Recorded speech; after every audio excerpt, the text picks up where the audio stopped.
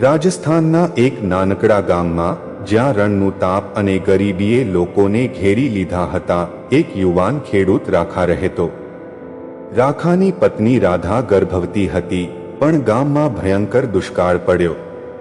પાણીનું એક ટીપું પણ મળવું મુશ્કેલ હતું. ગામના લોકો નિરાશ થઈ ગયા હતા. રાખાએ રાત દિવસ મહેનત કરી, પણ ખેતરમાંથી એક દાણો પણ ન મળ્યો. રાધા ચિંતામાં ડૂબી ગઈ. આપણું બાળક કેવી રીતે જીવશે? એક રાત્રે રાખા સ્વપ્નમાં એક દિવ્ય પુરુષને જુએ છે, જે સફેદ ઘોડા પર સવાર છે, હાથમાં દંડો અને માથે પાઘડી. તે રાખાને કહે, હે રાખા, નિરાશ ન થા. રામાપીરની શરણે આવ, તારી બધી મુશ્કેલીઓ દૂર થશે. રાખા સવારે ઉઠ્યો અને રામાપીરના મંદિરે દોડ્યો. મંદિરમાં પહોંચીને રાખાએ રામાપીરની મૂર્તિ સામે માથું ટેકવ્યું.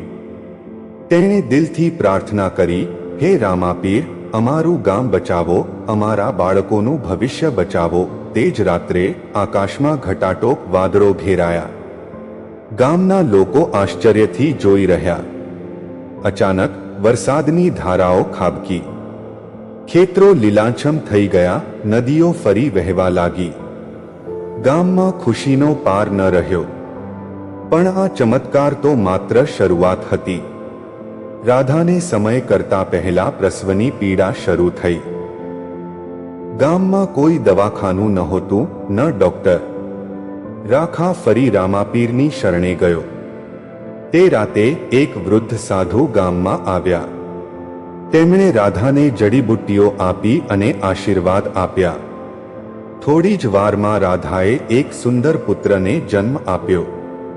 સાધુએ કહ્યું, આ બાળક રામાપીરની કૃપાથી જન્મ્યું છે. તેનું નામ રામદેવ રાખજો. ગામના લોકોએ સમજી લીધું કે આ સાધુ બીજું કોઈ નહીં, પણ સ્વયં રામાપીર હતા.